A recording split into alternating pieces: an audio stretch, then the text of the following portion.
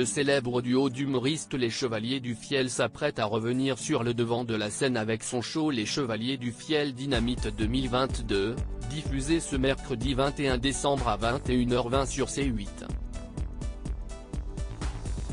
Mais comment les deux hommes se sont rencontrés? Après avoir présenté leur grand meeting pour la présidentielle 2022 en mars dernier, les Chevaliers du Fiel ont dévoilé leur nouvelle pièce délurée, Mamie d'enfer.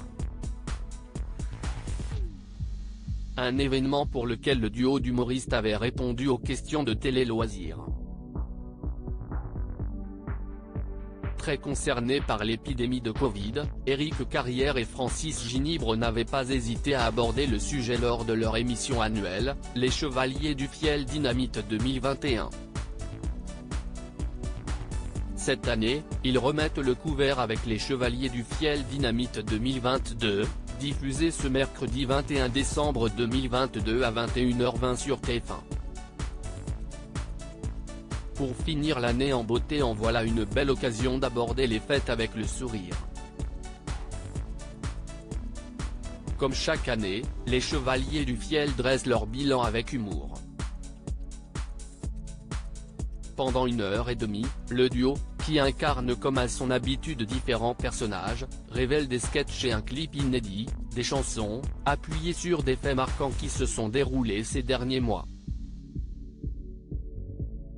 Enregistrée en public, l'émission aux accents délirants incitera les téléspectateurs à se questionner sur l'année écoulée, toujours avec le sourire, évidemment.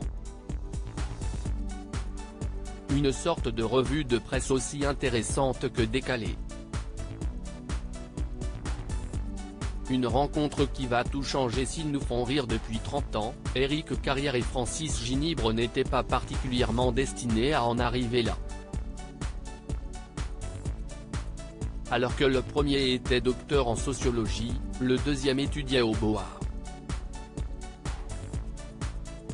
Au début des années 1980, Éric Carrière joue dans un petit théâtre à ses heures perdues, et cherche un batteur pour l'accompagner.